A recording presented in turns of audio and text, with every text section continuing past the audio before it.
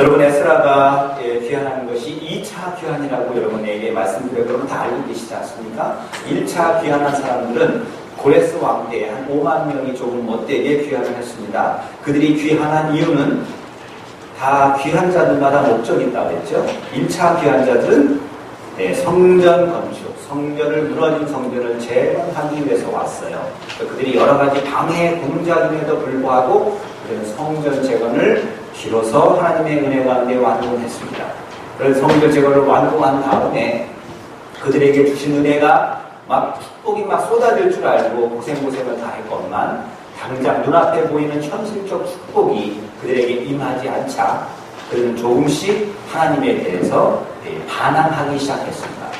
그들의 신앙생활이 조금씩 나태해지기 시작했고 그들의 신앙생활이 하나님 중심의 신앙생활이 아니고 세상을 점하여 섬기고 오히려 하나님을 정말 하나의 매너리즘에 빠져있는 그런 예배 생활로 바뀌기 시작했습니다.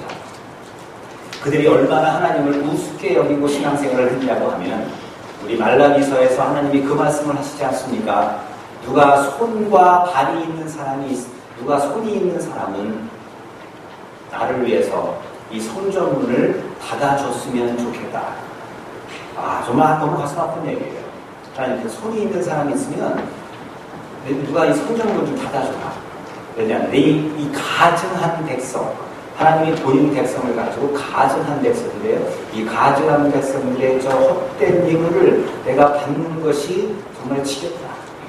누가 이 문을 닫아줄 사람이 없겠느냐라고 하나님이 그렇게 안타까워하실 정도로 이스라엘 백성들의 신앙이 그토록 타락해 있었다는 거예요. 그런데 그 사실도 알지 못하고 이제 에스라라고 하는 믿음이 좋은 율법학자, 신학자, 제사장이죠, 목회자죠. 그가 왕한테 다시 한번 제안을 해서 2차 귀환을 시작합니다. 1차 귀환자들은 성전 재건을 위해서 온 것이라고 한다면 2차 귀환자, 에스라와 함께 2,000명이 전부때 한 1,900명 정도가 왔는데 2차 귀환자들이 왔던 이유는 딱 한 가지예요. 이들에게 하나님의 말씀의 부흥을 주려고 이 공동체에게 하나님의 말씀의 부흥을 통해서 이 공동체를 다시 회복시키고자 하는 그 마음을 가지고 에스라는 2차 귀환을 감행했고 우리 지난 6장, 7장, 8장 구약을 통해서 어떻게 그들이 2차 귀환을 할 때에 어려움들이 무엇이었으며 어려움들을 어떻게 극복해서 결국은 이 예루살렘 땅까지 돌아왔는가 2차 귀환을 했는가까지를 함께 은혜를 나누었습니다. 근데요, 내심 에스라는 기대를 하고 왔습니다.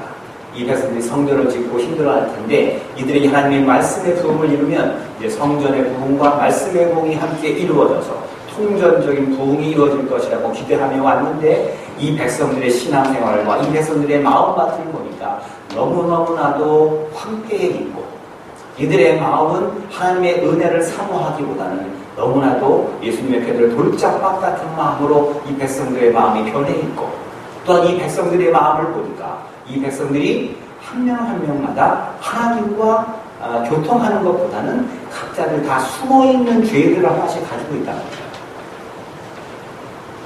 어떤 사람들은 이방 결혼이라는 게 국적이 다른 결혼이 아니라고 말씀드렸죠. 믿지 않는 사람과 결혼. 그래서 그들의 신앙을 따라가는 거예요. 제가 이런 얘기를 미국에 했더니 참 재밌었습니다. 여러분들 우리의 자녀들을 결혼시키는데 이방 결혼이라는 게 무엇이냐면은 믿지 않는 며느리나 내 아들을 믿지 않는 여자에게 보내는 거 이것뿐만이 아니에요. 그들을 결혼시켜서 그들을 변화시키면 그건 아무 문제가 되지 않습니다. 예를 들어 룻기 보십시오. 룻이 이스라엘 여인이 아니었습니다. 어디 여인이었죠? 모압 여인이었어요. 근데 그 여인도 하나님을 사모하는 마음으로 이스라엘 백성들과 들어왔을 때 하나님을 이스라엘 백성의 족보로 하나님 그를 기꺼이 받아들이고 축복의 삶으로 그를 이끌었던 것과 같이 믿지 않는 사람과 결혼해서 그들을 이끌어오는 것에 대해서 오늘 본문에 말하는 게 아니에요.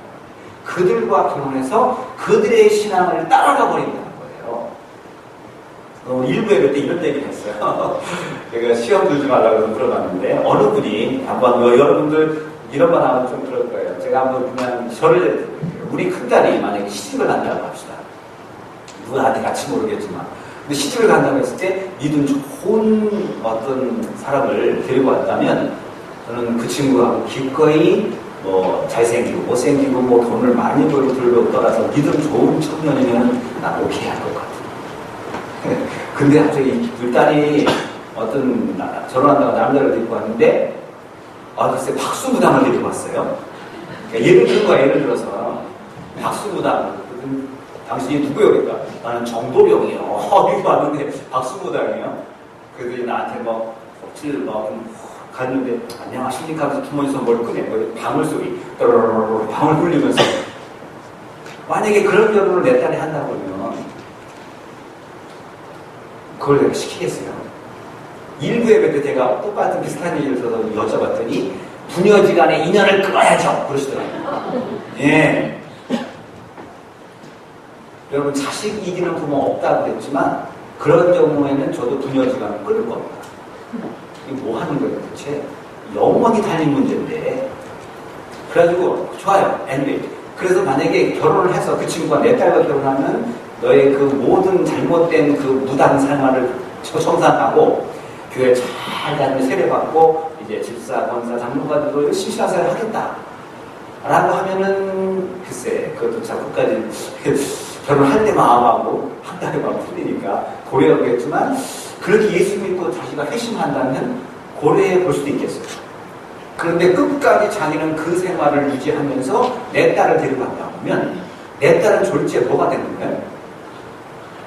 목사 딸에서 어느 순간 갑자기 박수무당 마누라가 되어버린 거란 말이에요. 이게 되냐고요. 이게 여러분 이해는 안 되죠. 막 말도 안 되죠. 목사님 좀 엉뚱한 소리 하고 있죠. 사실이에요. 이스라엘에서는 이렇게 되잖아요. 내 믿는 아들, 딸들을 믿지 않는 사람들에게 보내서 그들의 신앙을 따라가게 만들었어요.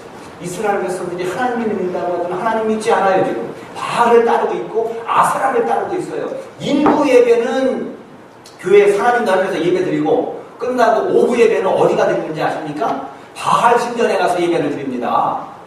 여러분 우리 여기 10시 반 예배 끝나고 다른 데 안 가시죠?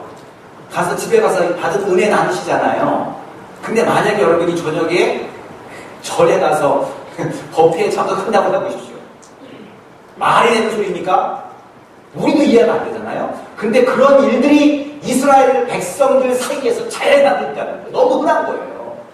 그것도 나중에 보겠지만 제사장급 비롯해서 레위인들이 그 일을 앞장서고 있는 거예요. 그러니까 보니까 제사장들이 투잡을 뛰어요.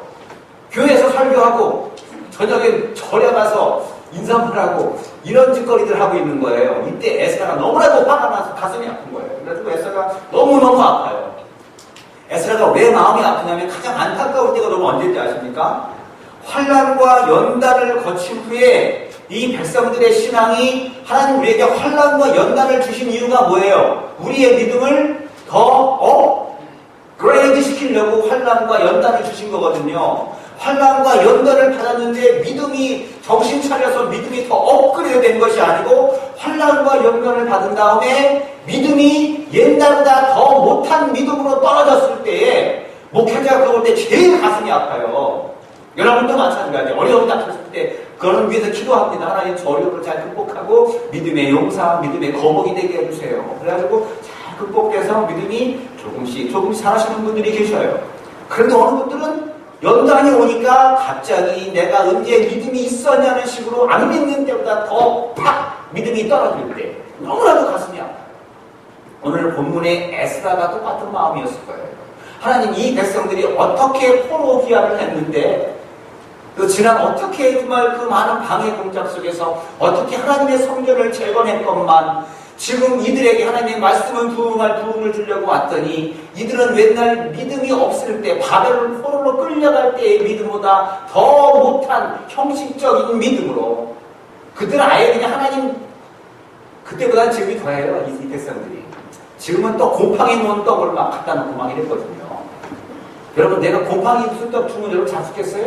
안 잡수죠. 하나님께 드리는데 진설병을 곰팡이 뜬 걸 갖다 놓은 거예요. 그래서 그거를 백성들이 바꿀까요? 그러니까 제사장들이 됐다, 냅둬라, 괜찮다. 한 번 드리고 그만둔 거예요. 다음에 또 바꾸면 되죠. 이렇게 예배를 드리고 있으니 하나님 너무 마음이 아픈 거예요. 옛날 안 믿을 때보다 믿음이 더 엉망으로 빠져버렸을 때 지금 에스라가 너무나도 가슴이 아파요. 근데 에스라가 이제는 곧장 다 봤다. 와서 이제 말씀에 도움은커녕 이 백성들의 이렇게 망가진 모습을 보니 나는 다시 페르시아로 돌아가겠다. 그 모든 페르시아의 특권을 다 포기하고 왔건만 이스라엘 백성들의 마음은 이렇게 황폐하게 되었구나. 다 볼장 다 봤다 끝났다라고 돌아갈 것 같은데 에스라는 그렇지 않습니다. 여기서 뭐라고 하냐면 오늘 10장에 이 백성들의 문제를 가지고 자기 힘으로 해결하지 못할 때 어떻게 하냐면 하나님 앞에 가지고 나와서 울며 불며 그분에게 애통합니다.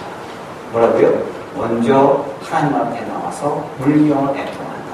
자, 오늘 본문 말씀 1절 보겠습니다. 1절 말씀.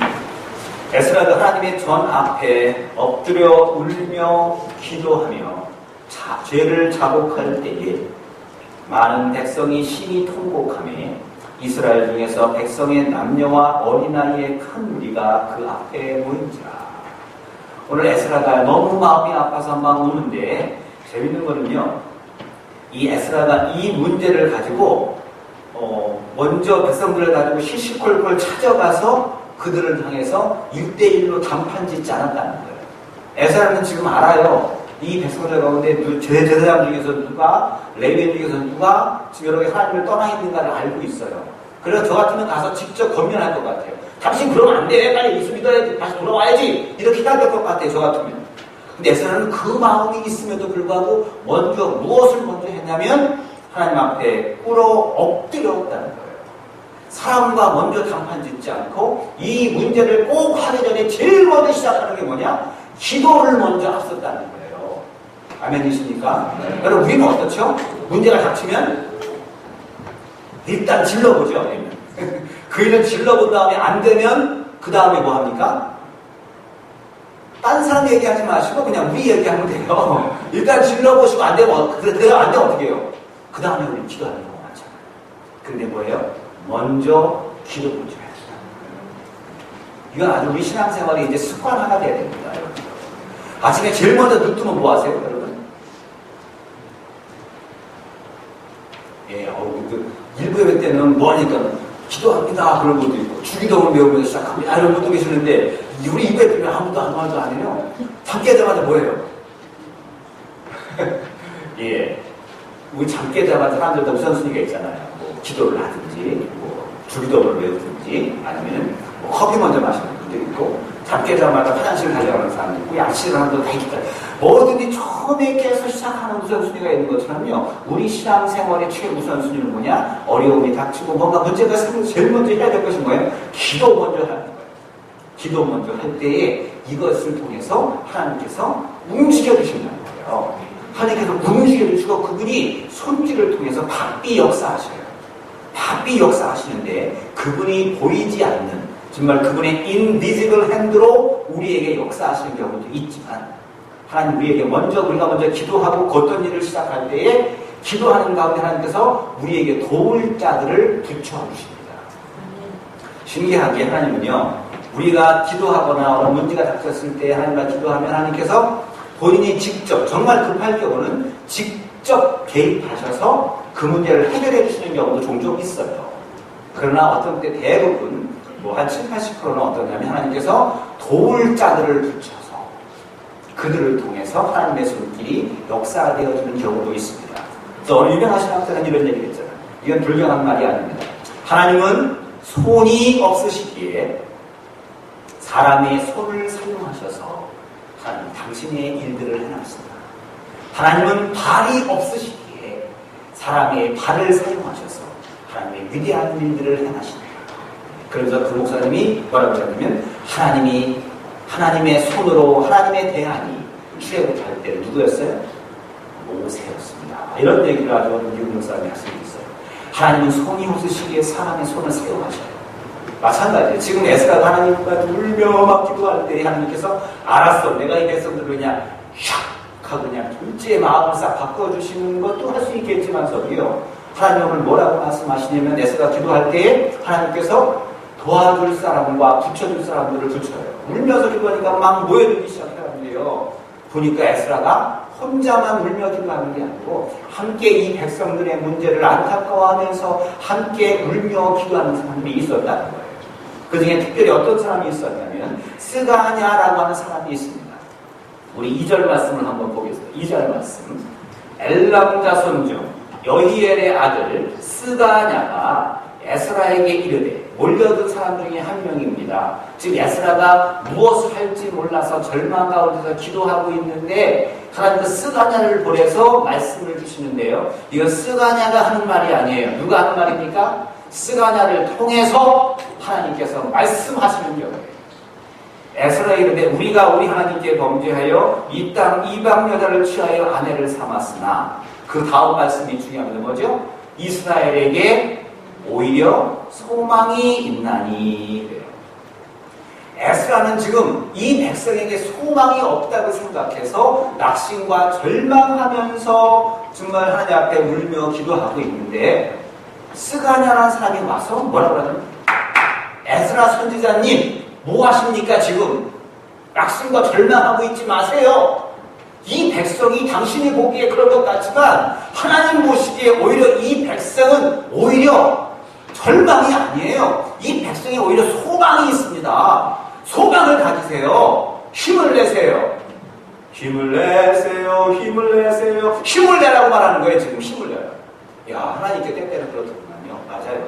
우리가 어떨 때 어렵고 힘들 때 하나님께서 이렇게 딱 사람들을 붙여주셔가지고 직접 나에게, 우리가 어떤 분들이 기도할 때 아무개야 힘내거라, 이게 다 하나님 그 음성을 들려주실 때도 있지만, 저도 그 손꼽을 정도에 많지 않아요.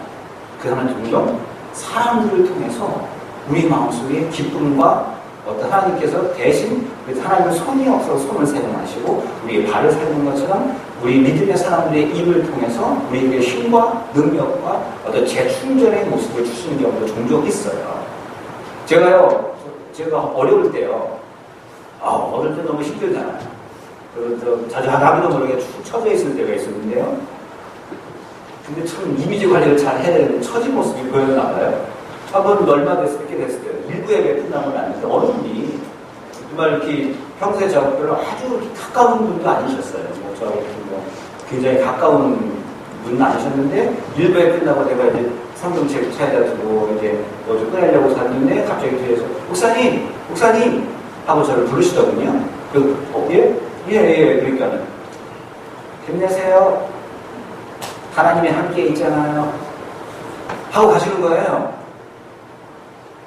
근데 그 말을 듣고 예 하고 차를 딱 탔는데 갑자기 그 감동이 짱 처음에 그랬는데 갑자기 하나님이 나한테 직접 야 정목사 힘내, 내가 함께 있잖아 라고 말씀하셔도 좋은데 사람의 소리를 통해서 목사님 힘내세요, 하나님이 함께 있죠 라는 그 말을 하는데 가슴이 얼마나 찡했는지. 요즘에 어서 많이 들어본 얘기예요. 옛날에 그런 거 있죠. 아빠 힘내세요, 우리가 있잖아요. 예, 하나님이 종종 이렇게 사람들을 통해서 역사하시려고 믿는데, 지금 낙심과 절망에 처했던 에스라에게 하나님이 스가냐라고 하는 기도하는 사람을 붙여가지고, 에스라 선지자 당신은 왜 절망하고 있어요? 이 백성이 소망이 없다고 착각하지 마. 그 당신 혼자 생각이야. 이 백성에 오히려 소망이 있나니 주저앉아 있지 말고 일어나서 하나님의 일을 감행하십시오. 물론 때때로 우리가 앉아 기도할 때가 있습니다. 그러나 하나님의 때가 치면 그 다음에 일어나서 그 일을 감행할 때가 있어요. 잘 보세요. 먼저 일을 감행하다가 안 돼서 꿇어지는 게 아니고 먼저 기도를 해요. 그럼 하나님이 응답을 주셔요. 직접 응답을 주시든지 사람들의 손길을 통해 응답을 주시든지 응답을 주셔요. 그 다음에는 우리가 그 말씀을 가지고 결단하며 나아갈 때에 하나님이 그 일을 순적하게 풀리게 할 거라고 믿습니다. 오늘 스가냐가요, 오히려 이 백성에 소망이 있다고 말한 다음에 뭐라고 하냐면 에스라에게 믿음의 결단을 촉구합니다. 이제는 아까는 울면서 기도했잖아요. 낙심과 절망해서 기도한 거예요. 소망이 있으니 낙심과 절망하지 말고 일어서십시오. 이게 4절 말씀입니다. 보세요. 4절 말씀. 이는 당신이 주장할 일이니, 당신이 주장할 일이 뭐냐? 당신이 해야 될 일이야. It's your task라네. 당신이 해야 될 일이니까 이제 일어나소서. 자, 여러분 일어나십시오. 저 뒤에서 일어나려고 잠깐 엉덩이 들썩거리면 모르겠어요. 여기서 말하는 일어난다는 게 뭐죠? 예, 에스라요. 예, 여기서 작심과 절망 가운데 기도하는 에스라요. 하나님이 이 백성에게 소망이 있다고 하니 이제 앉아있지 말고 에스라요 일어나라는 얘기예요. 이제 취업시킵니다. 일어났어요. 그런 다음에 우리가 도우리 힘써 해나소서. 뭐예요? 우리가 함께 있죠. 힘써. 이 백성들의 회복을 위해서, 이스라엘 백성들의 영적 회복을 위해서 당신은 혼자가 아니야. 착각하지 마, 에스라. 하나님 주시는 말씀이에요. 스가랴 중에서 내가 너와 함께 여기 엘리야에게도 내가 바알에게 무릎 꿇지 않는 나의 백성도 있다고 말한 것처럼 엘리야가 에스라가 혼자서만 이렇게 끙끙거리는 것이 아니고 지금 함께 우리가 도우리니 스가랴를 비롯한 믿음의 일꾼들이 도와서 하나님의 일들과 부흥을 해나갈 테니 낙심해 있지 말라는 얘기예요. 여러분 사실인 게 이따 보면 알겠지만 에스라는 굉장히 이걸 확대 해석을 했어요. 이 백성들의 어떤 그 죄악, 그 이방 결혼의 죄, 신앙을 떠난 죄들이 굉장히 이 백성들에 크게 많이 만연되어 있는 줄 알았어요. 근데 나중에 다 조사를 한 거예요. 명단이 다 작성이 되는데 몇 명이냐면 0.1%. 이스라엘 백성. 그러면은 뭐 무시해도 될 정도죠.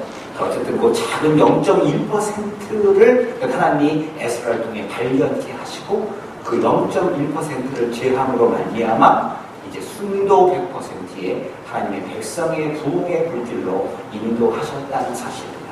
자, 오늘 보세요. 스가랴가 에스라에게 그만 애통하고 이제 당신이 시작해야 되니까 직접 행동하십시오. 그러면서 에스라에게 함께할 것을 하나님께서 함께하셔서 독려하면서 이 일을 하는 겁니다. 자, 이렇게 하나님의 응답을 받은 에스라는 이제 본격적인 믿음의 행동을 시작합니다. 어떤 행동을 할까요? 자, 처음에 이 일이 도저히 안 될 것 같아서 낙심과 절망하며 울며 기도했죠. 근데 하나님이 부칠 자들, 도울 자들을 도와서 함께 하나님이 그에게 응답을 주셨죠. 그들로 하여금 결단을 촉구하게 했죠. 그러면 이제 어떻게 해야 돼요? 다시 또 앉으면 안 돼요. 이제 뭐 해야 돼요?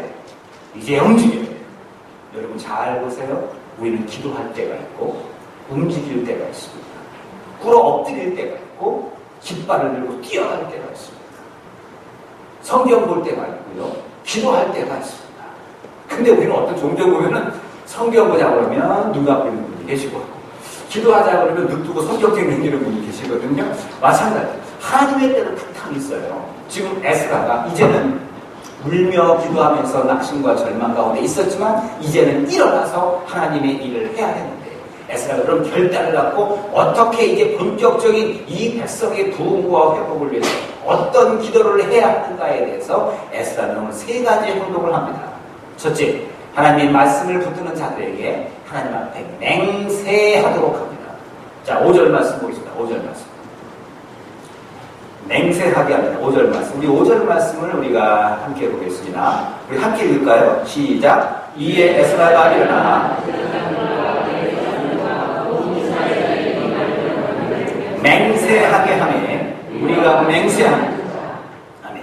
여러분, 자, 이 권면하는 게 아니고요. 맹세하는, 결단하게 합니다. 시시하게 그냥 앞으로 그렇게 하지 마요. 아니고 하나님 앞에 맹세하게 합니다. 단호한 결단. 사람들로 하여금 결단하게 합니다. 여러분, 목사님들도 마찬가지예요. 여러분, 교회에서 받고 은혜 받고 가시죠?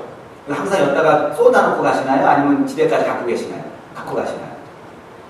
대부분 여기다 쏟아놓고 가요. 끝나고 가면 여기 많이 쌓여있어요. 그죠?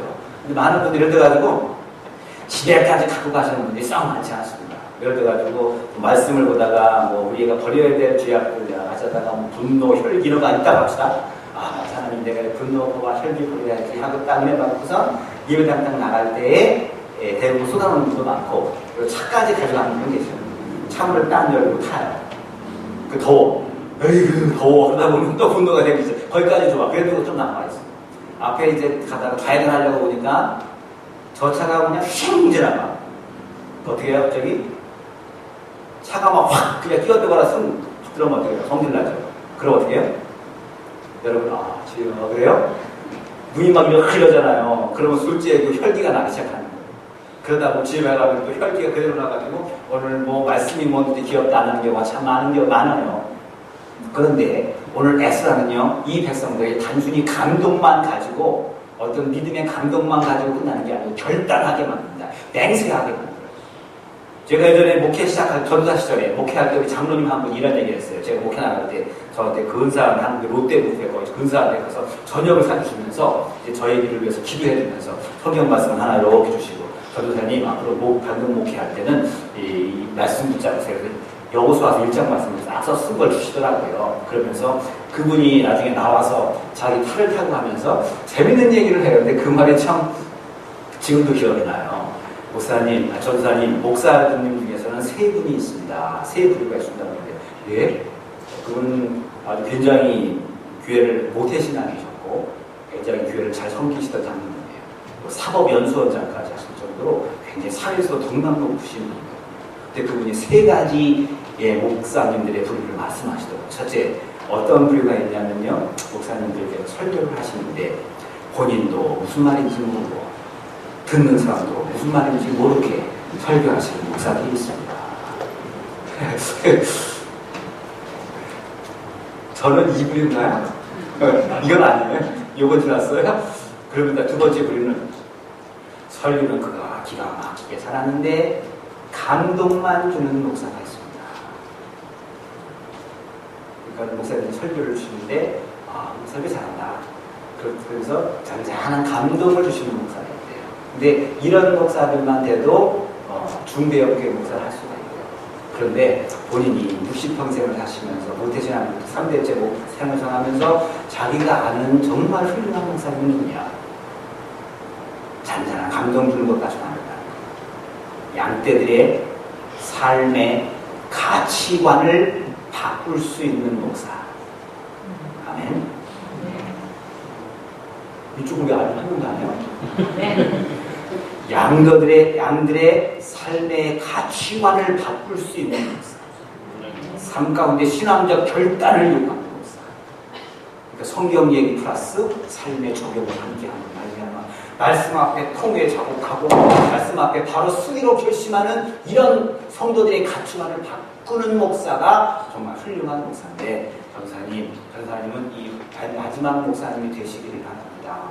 이런 말씀을 저한테 해주시더라고요. 그 말씀이 굉장히 도전이 됩니다. 여러분 맞습니다. 이 백성들에게 여러분에게 제가 감동만 주고 보내버리면 여러분 좋았네 바뀌는 게 물론 감동 없이 이것 무슨 말인지 모르고 하는 건 아니겠지만 감동만 받고 하면 안 돼요.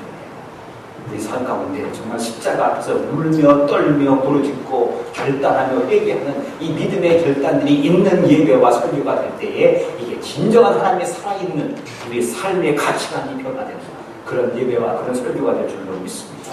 이 에스라가 이들에게 말씀으로 변화시키고 해요. 또 하나 뭐냐면 금식을 또 합니다. 아까는 뭐 때문에 기도했죠? 백성들에 대한 안타까움과 절망 때문에 기도했잖아요. 1절은요. 근데 이제는 믿음으로 결심하기로 하면서 맹세시킨 다음에 결단시킨 다음에 이 백성들이 결단대로 사느냐 안 사느냐 그 다음에 누가 역사하시는 거예요? 물론 우리도 결단한 다음에 안 변해하지 않는 마음도 있지만 이거를 움직이는 건 하나님의 손길이에요. 그러니까 이들의 이 결단이 변하지 않도록 하나님 이들을 움직여 주시옵소서. 이거는 우리의 영역이 아니고 하나님의 영역입니다. 이들이 믿음 가운데 믿음이 성장하고 믿음 붙잡고 믿음에 정말 말씀 가운데 쓰려고 하는 거는 목사님이 한마디만 해도 안 돼요. 누가 터치해 줘야 돼요? 하나님이 터치해 주셔요. 그래서 하나님께 맡깁니다. 하나님이 역사할 걸 믿습니다 하는 그 마음을 가지고 간절하게 애통하며 다시 한번 금식합니다. 자, 아까 너 맹세시킨 다음에 6절 말씀 보세요. 6절 말씀 이에 에스라가 다음 주 읽을까요? 시작. 이에 에스라가 하나님의 전 앞에서 일어나 들어가니라. 저가 들어가서 사로잡혔던 자의 죄를 근심하여 떡도 먹지 않고 물도 마시지 않고 이스라엘 백성들을 위해서 기도합니다. 떡도 마시지 않고 여기서 떡이 되니까 떡을 싫어하는 분들은 나도 떡 안 먹을 수 있어요. 저도 뭐 떡 안 좋아하니까. 근데 이 떡이 영어로 뭐예요? bread. 근데 우리는 또 영어를 번역하다 보니까 떡으로 번역했어요. 근데 지금은 만약에 저보고 번역하면 떡을 안 할 것 같아요. 우리는 뭐라 그러죠? 밥. 밥도 먹지 않고 물도 마시자. 이게 우리 표현들이 자꾸 떠내니까 이상하잖아요. 우리는 밥도 먹지 않고. 여러분 되게 밥은 안 먹고 견딜 수 있어요. 3일은 웬만하면 합니다. 물만 마시고. 뭐 큰 무리 없어요. 5일까지 하면 조금 힘듭니다. 근데 물도 안 마시고 금식하는 거예요. 이틀 지나면요. 와, 너무너무 힘들어요. 너무너무 힘들어요. 막 침이 없어요. 한 방울도 없어요. 눈이 깜빡거리기 힘들어요. 눈이 깜빡거리면 눈에 소리가 나요. 정말로. 눈에 물기가 많아요. 이게 정말 목숨 걸고 하는 거예요. 3일은 젊은 사람들은 할 수 있어요. 그러나 후유증이 커요. 어르신들 못해요. 물도 안 먹고 3일. 5일? 그거는 정말 목숨 걸고 하지 않으면 괜히 함부로 하지 마세요. 과시하려고 하는 분들이 있는데 그런 거 하지 마라. 근데 정말 에스라는요, 이 문제를 향해서 밥도 안 먹고 물도 안 먹고 목숨 걸고 하나님 앞에 기도하는 이 말은 뭐예요? 이제 하나님만 의지하겠다. 이 백성이 바뀌는 거는 누가 하시는 거예요? 하나님이 하시는 거예요. 이 백성들을 바꾸는 거는 내 힘이 아니고 하나님이 하시는 거예요. 또 이 백성들이 이 결단하고 간 다음에 꼭 하나님께서 은혜의 씨를 뿌려놓으면 예수님이 그랬죠. 비유에서 꼭 뭐예요? 마귀가 와서 씨를 또 뿌린다고 그랬잖아요. 하나님의 놀라운 믿음의 백성들이 부흥의 어떤 물결을 탈 때에 꼭 뭐가 끼어들어요? 악한 마귀가 꼭 틈탑니다. 부흥의 씨앗을 뿌려서 싹이 나기 시작하면 사탄 마귀가 거기다가 또 씨를 뿌려요. 예수님도 그 비유를 주셨잖아요. 이게 마귀의 씨예요. 그래서 자꾸 이 씨가 섞여서 가라지에 같이 나오게 만들어요. 그래서 진정한 풍성한 수확을 얻지 못하게 꼭 하나는 꼭 틈을 벌립니다. 이거를 막기 위해서는 뭐예요? 예수님께서는 뭐라고 하셨어요? 이것은 기도와 금식 외에는 이런 유가 나갈 수가 없느니라. 그 간질병 걸린 애를 막 기도하는데 안 낫잖아요. 예수님이 고치잖아요. 뭐라고 그래요? 어떻게 뒤로 조용히 나아가는데 이게 어떤 일입니까? 예수님이 뭐라고 그래요? 기도와 금식 외에는 악한 것들을 나갈 수가 없느니라. 그런데 지금 하나님을 간절히 기도하면서 금식하지 않으면 악한 것이 틈타는 거 우리 막지 못한다. 여러분들이 뭐예요? 하나님의 귀한 놀라운 부흥의 길을 갈 때에 악한 것들을 악한 세력이 틈타지 못하기 위해서는 우리가 뭐 해야 돼요? 기도와 금식을 해야 돼요. 그래야 우리가 이 모든 것을 영적으로 딱 지키면서 나아갈 수가 있습니다. 그리고 에스라가 기도와 금식 후에 다시 한번 이 백성들을 불러들여요. 왜 불러들였을까요? 그분에는 그 내용이 생각을 했어요. 왜냐? 여러분 맹세하고 결심하고 가지만 그 맹세와 결심이 얼마나 값입니까? 작심? 올 초에 여러분 다 편지 작성했어요. 지난 소국에 오신 예배 때 여러분 편지 다 써서 냈죠? 제가 지금 가지고 있어요. 그거 이제 연말 되면 다 집으로 돌려보낼 거예요. 거기 보면은 정말 New Year Resolution 나오잖아요. 10년에는 뭐 하겠습니다. 그 작정들. 지금 6개월 지났거든요. 지금까지 그 작정한 계획들 다 하시는 분 계십니까? 예, 작심 6개월은 그냥 작심 3일도 안 하잖아요. 이 백성들이 그날 맹세하고 갔어요.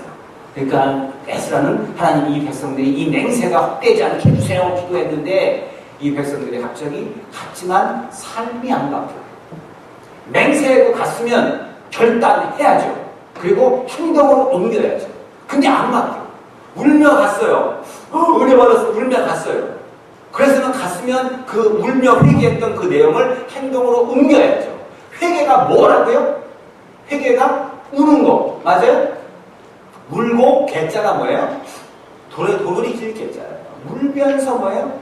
유턴하는. 근데 이 백성들이 맹세하면 가는데 안 들어가요. 에스라가 이제 굉장히 화가 났어요. 이번에는 뭘 어떻게 하냐면은 이 백성들을 아주 강력하게 다시 모이게 합니다. 에스라는요, 이때가 그걸 하지 않는데 에스라는 굉장한 권위를 줬어요. 페르시아 왕이. 뭘 줬어요? 이 백성들의 재판권을 줬어요. 백성들이 살고 죽고 재산을 몰수할 수 있고 재산을 줄 수 있고 이 사람들을 추방시킬 수 있고 이런 모든 권력을 에스라에게 줬는데 한 번도 에스라는 그걸 쓴 적이 없어요. 근데 이 백성들이 아직도 눈물만 흘리고 간 다음에 바뀌지 않는 모습을 보니까 이제 강력하게 앞으로 3일 동안 전 이스라엘 백성들은 다 모일지어다. 만약에 모이지 않으면 여러분의 모든 재산을 뭐예요? 완전히 재산을 다 빼앗아버리겠다. 여러분 같으면 주일 예배 안 오면 재산 뺏어간다는데 안 올 분 계십니까? 여러분 예를 보겠습니다. 주일 예배 안 나오면 바로 다음 주까지 벌금 2만 불을 내야 됩니다. 라고 하면 주일 내내 안 나오실 분 있을까요? 없을까요? 2만 불 내고도 안 나오실 분 있으면 그렇게 하세요. 안 되단 말이에요. 근데 오늘 에스라가 뭐예요? 3일 내에 이스라엘들이 함께 이 성전 앞에 다 모이지 않으면 내가 그들을 재산을 몰수하고 이스라엘 백성 공동체에서 쫓아내겠다고요. 이거 강력한 회직입니다. 강력한 회직을 시키는 거예요. 자, 8절 말씀 보십시오. 8절 말씀에 누구든지 방백들과 장로들의 훈시를 쫓아, 즉 대표자들이 너희들에게 줄 수 있는 광고사항이 있는데 그 광고사항이 뭐냐? 3일 내에 오지 아니하면, 3일 내에 다 모이지 아니하면 그 재산을 다 적몰하고 다 빼앗아 버리고 사로잡혔던 자의 회, 즉 이스라엘 공동체의 회 모임에서 쫓아내리라. 이거 굉장히 무섭고 강력한 메시지입니다. 그러니까 백성들이 다 모입니다. 신기하게요. 이때 백성들이 모일 때 에스라가 명령한 이 명령이 그냥 단순히 여러분 함께 모여서 기도합시다가 아니고 안 모이는 사람은 우리 공동체에서 쫓아낼 거야. 재산을 몰수할 거야. 그러니까 에스라가 굉장히 화난 걸 알았어요. 그러니까 화난 걸 알고 찾아가니까 마음이 약간 좀 찜찜하게 가겠죠. 그죠? 우리 잘못한 다음에 옛날 부모님들 앞에 가봐요. 눈을 마주쳐요, 마주쳐요. 맞아요. 지금 뭔가 에스라가 지금 뭔가 우리가 지난번 맹세한 다음에 바뀌지 않은 것에 대해서 에스라가 굉장히 분노하고 있다는 것에 대해서 이 백성들은 알아요. 조심스럽게 나옵니다. 그런데 참 이게 참 역사 같아요. 그 모인 광장에 엄청나게 큰 비가 막 내리기 시작합니다. 이거를 이 성경을 주석한 유대인 랍비 주석가는 이렇게 말해요. 이 비는, 이 큰 비는 이스라엘 백성들의 진노를 향한 하나님의 눈물이다. 이 백성들이 너무너무 안타까워서 하나님이 흘리는 눈물이 바로 오늘 큰 비유. 우리 9절 말씀 보여 이렇게 나와요. 자, 9절 말씀.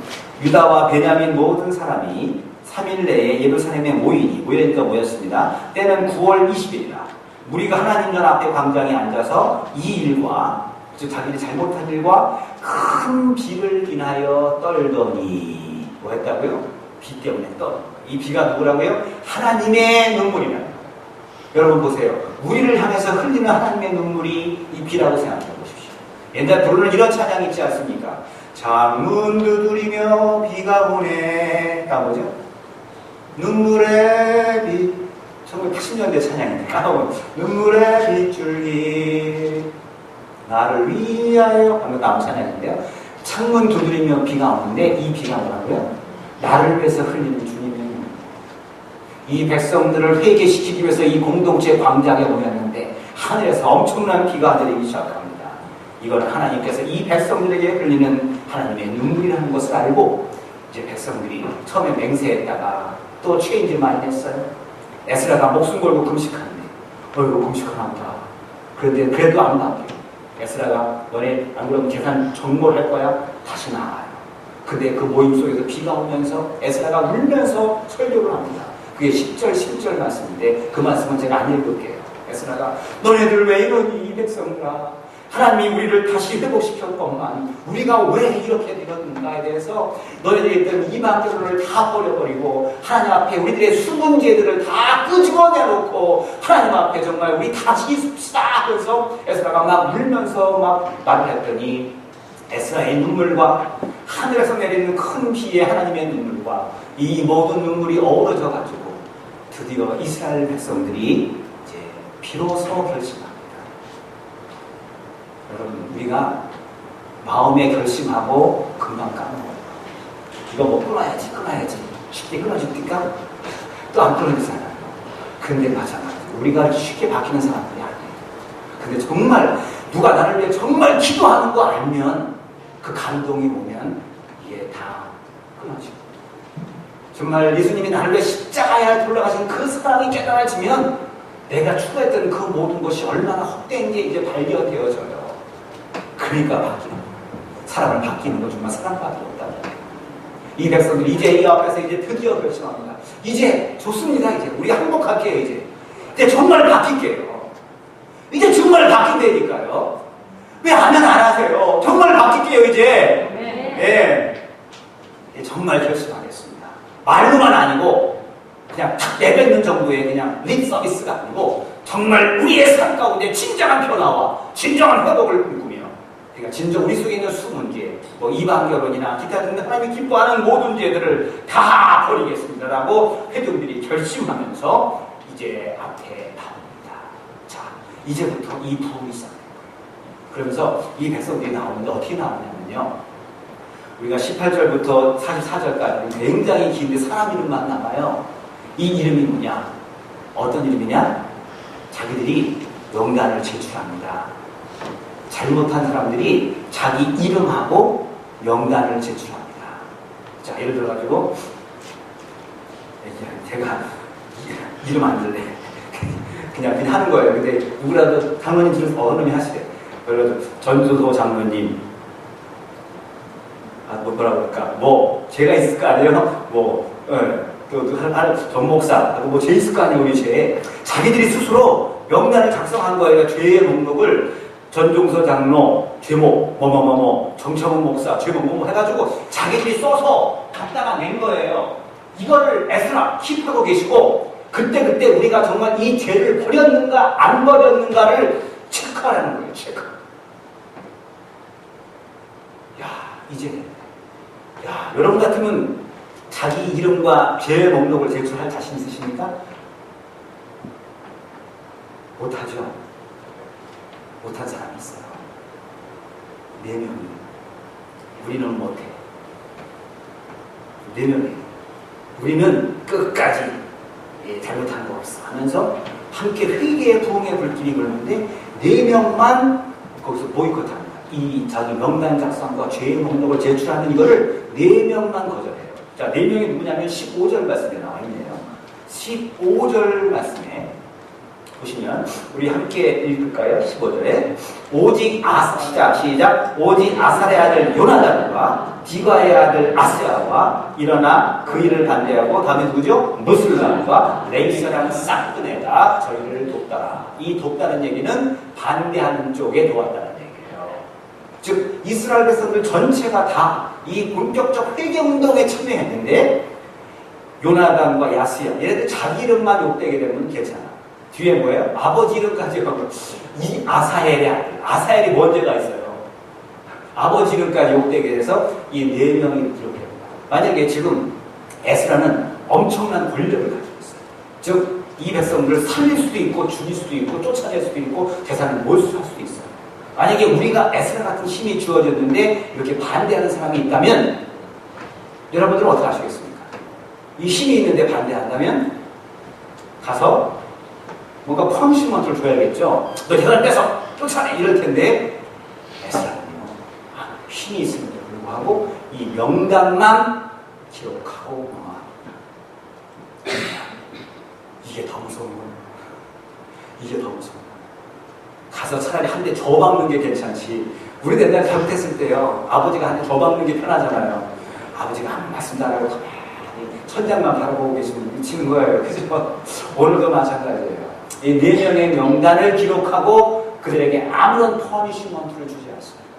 그러나 이 성경이 기록되어 있어서 이거는요 이 땅에 주님 오실 때까지 우리가 보거든요. 여러분만 보니까 성경을 보는 사람들이 다 보면은 거기에 반대한 사람들 이름이 나와요. 요나단과 아스야와 무슬람과 싹분에. 그러면서 우리가 뭐랄까요? 야, 이 사람들을 본받아야겠다. 그러지 않아요. 야, 이런 사람들이 다 있어. 반대 우리한테 이렇게 나쁜 반면교사로 남아있는 이게 더 슬픈 일이에요. 에스라는 사람들의 이름의 명단만 기록하고 더 이상 처벌은 우리 믿음의 후배들과 하나님한테 맡겨요. 처벌은 누가 하는 거예요? 우리가 해버려야 되죠. 처벌은 하나님께 맡겨요. 그리고 역사에 맡겨요. 믿음의 후손들에게 맡겨요. 그리고 나머지 사람들은요 다 명단을 가지고 나오는데 아까 그랬죠. 18절부터 14절까지 명단이 나오는데 거기 보면 제가 주목한 거 몇 가지만 들고 말씀 마칠게요. 보니까 제사장이 있어요. 제사장 그룹도 있어요. 그 다음에 레위인도 있어요. 레위인이 6명이나 돼요. 그 다음에 찬양대도 1명 있고요. 그리고 문지기가 3명. 계속 나와요. 보면 18, 19, 20, 21대 문지기가 3명 있고요. 그리고 일반 백성은 80명이에요. 전체적으로 보니까 한 뭐 100명이 조금 넘는 왔다 갔다 해요. 그런데 이게 전체 이스라엘 전체에서는 지금 한 10만 명 가까이 되는 상황 속에서 0.1%밖에 되지 않는다는 거예요. 근데 저는 여러분 이런 생각을 했습니다. 여기서 이 명단을 가지고 나온 사람들, 이 명단이 다 기록됐거든요. 누가 기록됐다는 이 명단, 아까 그 반대하는 사람들의 이름 말고 명단을 가지고 나온 사람들의 이름도 다 기록돼 있어요. 근데 이 명단은 부끄러운 명단일까요? 자랑스러운 명단일까요? 다시 한번 볼게요. 부끄러운 명단일까요? 자랑스러운 명단일까요? 자랑스러워요? 부끄러워요? 예. 여기 보면은 누가 이방 여인의 딸을 취하여 아들에게 주었고 이런 얘기가 막 나와요. 후대들이 우리 할아버지가 이런 일이 있었구나. 후대들에게 부끄러운 일일 것 같아요. 그럼에도 불구하고 성경은 이 명단을 가지고 나온 사람들 다 기록한 거 뭐냐? 이들은 하나님 앞에 이 문제를 가지고 나와서 이 문제 앞에 자기들이 죄를 해결받고 이 문제를 떠나버렸고 이 죄악에서 떠나버려서 하나님 앞에 죄 해결받은 것을 보여주기 위한 하나의 면제 명세서예요. 이거 자랑스러운 이름이죠. 아멘. 여러분 마찬가지 일제 신사참배 때 얼마나 많은 일이 있었습니까? 99.9%의 교회가 예배당 안에서 신사를 참배했습니다. 그거 하나님 받으셨을까요? 안 받죠. 십자가 옆에다가 시집단지 모셔놓고서 먼저 시집단지한테 먼저 절하고 그 다음에 예배 시작합시다 하는데 그 되겠습니까? 근데 99.9%가 신사 참배를 했어요. 그리고 목사님들 중에서도 거의 90몇 %가 뭐 거의 다라고 봤어야겠죠. 신사 참배에 동의했어요. 자, 그런데 일제 해방이 끝난 다음에 그 장로교 중에서 장로회 1차 모임 때 신사 참배에 대한 회개하기 위해서 명단을 작성한 목사님들이 계십니다. 아예 신사 참배를 안 했던 분들은 죽임을 당했고요. 주기철 목사님 같이 신사 참배에 어쩔 수 없이 참여했지만 신사 참배한 것에 대한 부끄러운 고백을 하면서 명단을 작성했어요. 그때 목사님 명단이 20몇 명이 돼요. 근데 그분들이 다 명단을 가지고 다 제출을 한 거예요. 그래서 총회 때 자기들의 이름을 고백합니다. 나 아무아무개 목사, 또 아무아무개 목사, 아무아무개 목사, 일제 치하 때에 하나님을 섬기지 않고 신사 참배했던 것을 하나님과 많은 믿음의 성도에게 고백을 합니다 했어요. 그게 장로교 합동측이다. 통합측 그 해방 후 첫 번째 총회 그 명단에 기록이 되어 있습니다. 그분들 이름이. 근데 그 이름이 부끄러운 이름일까요? 이 사람들 옛날에 신사 참배했구나. 부끄러운 이름이에요. 그들은 그 후에 하나님 앞에 회개함으로 자기의 명단을 제출했어요. 자랑스러운 일. 나머지 분들은 뭐예요? 이거 알죠? 요거 한국말 뭐라고 해요? 네, 입사 하는 거예요. 그러니까 죽을 때까지 회개 안 하고 갔다. 저는 오히려 그 사람들이 멋있다고 생각해요. 오늘 이 명단자들은 우리 하나님 앞에 이런 죄를 졌습니다. 하나님 앞에 이 죄를 가지고 나옵니다. 이 죄를 내가 고쳤나 안 고쳤나 에스라 체크하십시오. 하나님 체크하십시오. 체크 안 됐으면 내 후손 만대에게 나는 저주를 받을지어다. 그러나 이 말씀대로 내가 행하여 내 삶이 바뀌었다라고 하면 이 명단은 부끄러운 명단이 아니고 하나님이 기뻐하는 명단으로 쓸 거라고 그들은 확신했을 것입니다. 에스라는 그 명단을 다 우리에게 주었어요. 그리하여 이 백성은 본격적인 부흥이 시작되는 거예요. 우리도 이제 1년의 반을 마치고 새로운 1년의 반을 시작합니다. 지난 6개월 동안 어떤 일들이 있었습니까? 기쁜 일들만 있었나요? 자랑스러운 일들만 있었습니까? 어렵고 힘든 일 많이 있었습니까? 또한 여러 가지 교회 부흥의 발전적인 일들이 많이 있었습니까? 아니면 저해되는 요소들이 많이 있었습니까? I don't know. 그러나 이제부터 하나님 앞에 우리는 이 에스라와 이스라엘 백성들이 다시 믿음으로 결단하며 무릎 꿇고 우리의 죄의 확산을 감지하며 하나님 앞에 꿇어엎드릴 때에 이 백성들이 다시 이후에 느헤미야의 부흥까지 이어지는 엄청난 말씀의 신앙의 여러분 이스라엘 백성들이 제일 믿음 좋을 때가 언제냐고 제가 말씀드렸죠? 언제라고 했죠? 출애굽 후에 가나안 땅에 들어갈 때 요단강 건너고 길갈에 할례를 받을 때 이때가 제일 믿음이 좋았어요. 그 다음이 믿음이 좋을 때가 언제인지 아세요? 에스라서 10장이 맞춰지고 이 백성들이 다시 에스라와 함께 말씀의 부흥이 시작될 때에 이 백성은 하나님 믿음으로 하나님을 감동시키는 믿음으로 어렵고 힘들었지만 귀한 믿음 생활을 해서 성경 속에 꼽히는 몇 안 되는 그 믿음의 시대를 믿을 것 같습니다. 에스라서는 10장으로 끝납니다. 그러나 우리 교회에 저와 여러분들은 이제 에스라서 11장을 오늘부터 써가야 합니다. 네. 기도하겠습니다.